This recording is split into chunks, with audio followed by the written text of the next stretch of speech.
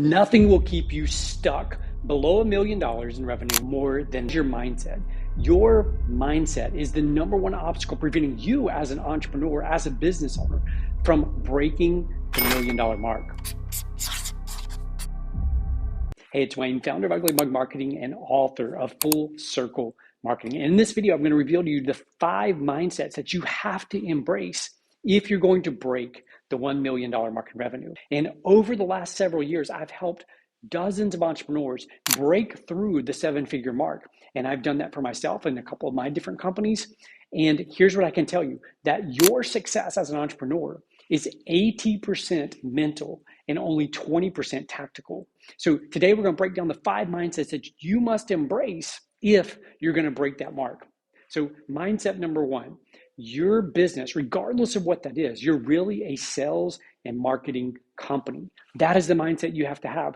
The most successful companies, they think of themselves, regardless of the service, regardless of the products, they think of themselves as a sales and marketing company and organization. One of our clients, we've helped them go from 20 million to over $1 billion in annual revenue. And you know what? They're in the home services space. But you know what they think of, the owners, when they think about their company? They view themselves as a sales and marketing company. So if you want to break that $1 million threshold and go beyond that, you have to view whatever it is that you do, whatever type of business you run, as a sales and marketing organization. Mindset number 2 is you have to enable others to succeed. So often we as entrepreneurs, as business owners, we start this thing because we want time, we want money, and we want freedom, right? Those are the reasons we start our businesses often. And sometimes, if we're not careful, we will become selfish in terms of our intentions. And although we may not view ourselves as selfish, if we're not careful, what we will have happen is we will focus solely on how do we win instead of how the others around us win. It was Andrew Carnegie one time, he was interviewed by a newspaper, and they came to him and said, Mr. Carnegie, how is it that you have so many millionaires working for you? How could you possibly afford to hire all these millionaires? And Andrew Carnegie's response was, none of them were millionaires before they came to work for me.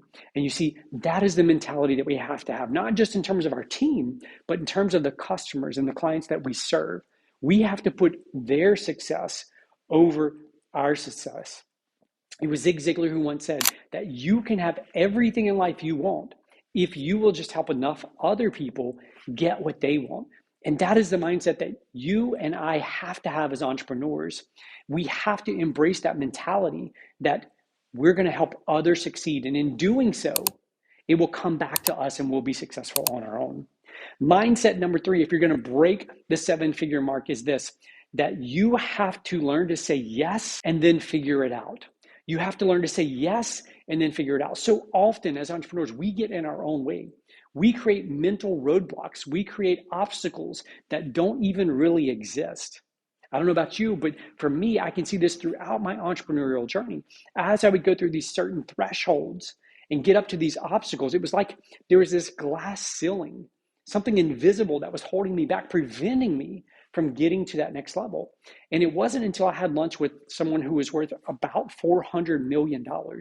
And he said to me, you have to learn to say yes and then just figure it out. So often we say no, or we delay decisions because we don't have all the answers. His advice to me was, and my advice to you is, say yes and then figure it out. For years, when I started Ugly Mug Marketing, we only did marketing. That's the only thing that we did. We didn't do websites. We didn't do SEO. We didn't do PPC. But over time, what I noticed was clients kept saying, hey, can you help us with our website? Can you help us fix this thing? Can you help us get more traffic to the website? And the answer was no, we don't do that. We just do marketing. And then finally, one day I said, you know what, time? Someone asked me that question. I'm going to say yes, and then we're going to figure it out. And fast forward a few years, and now the website department in our company is actually the largest department in terms of revenue in our entire company. And that wouldn't have happened if I had just stayed with what was comfortable, if I had just said, no, we don't do that. Instead, I said yes and figured it out. So for you, what is it right now that's taking place in your business that you feel the resistance? You're not saying yes Maybe that is to adding a new service or adding a new product. Maybe that's for you. Maybe that's hiring the coach that you know you need to take you to that next level. Maybe you keep telling yourself no because you don't have the finances, you don't have the time, you don't have whatever it is, the support from friends and family to do it. But this decision, whatever that is, rests on your shoulders. So I would challenge you to explore it, to examine it, and then say yes, and then figure it out. Don't allow the unknowns, the uncertainty to hold you back. Because if you do, you're going to stay at the level where you currently are. Mindset number 4 is this, that you have to learn to buy back your time. If you are the leader, if you are the entrepreneur, you have to learn to buy back your time. Your time, and I know you know this, is the most valuable resource that you have within your company. The question for you is, are you spending your time on low value activities, medium value activities, high value activities, or lifetime value activities? Do an audit of your time. Discover where you're truly spending your time. If you're spending the bulk of your time fighting fires and dealing with issues and chaos that takes place, that is something you, as the leader, have to address. You can't wait until one day when it magically goes away. You have to address that. It was Michael Gerber who once said that our businesses are merely a reflection of ourselves. If our thinking is messy, our business will be messy. If our lives are chaotic, our businesses will be chaotic. So we have to examine ourselves in the mirror, and we have to look and make sure that we, as leaders, are using our time wisely, that we're buying back our time, and that we're committing to ensuring that we're working on high value and lifetime value activities. And then the 5th and final mindset that you have to have if you're going to break through that 7-figure threshold is this, that you have to learn that what got you here won't get you there.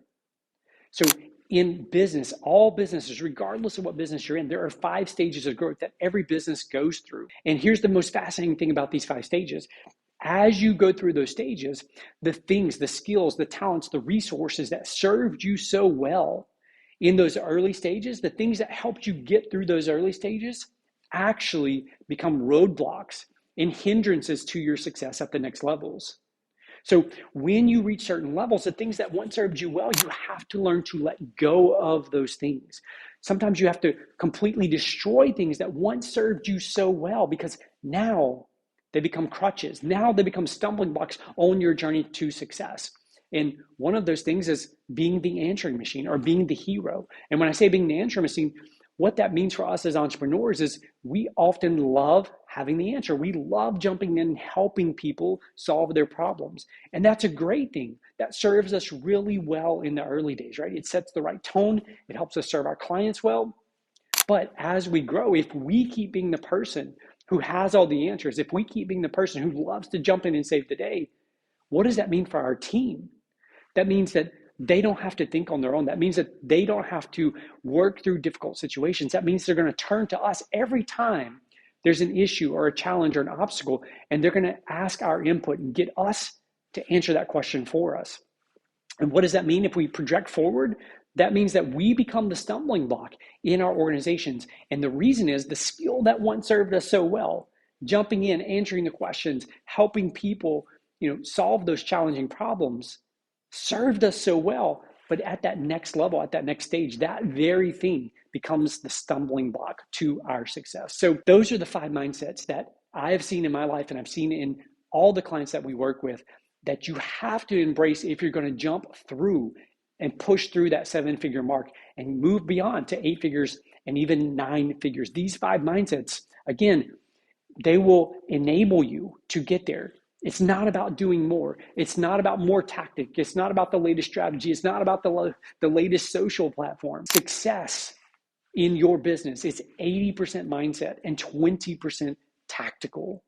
So for you right now, what is it? Which of these 5 mindsets do you need to embrace? Which of these 5 mindsets can you see? Can you look in the mirror and realize that you've had the wrong mindset? It is holding you back. It is preventing your success.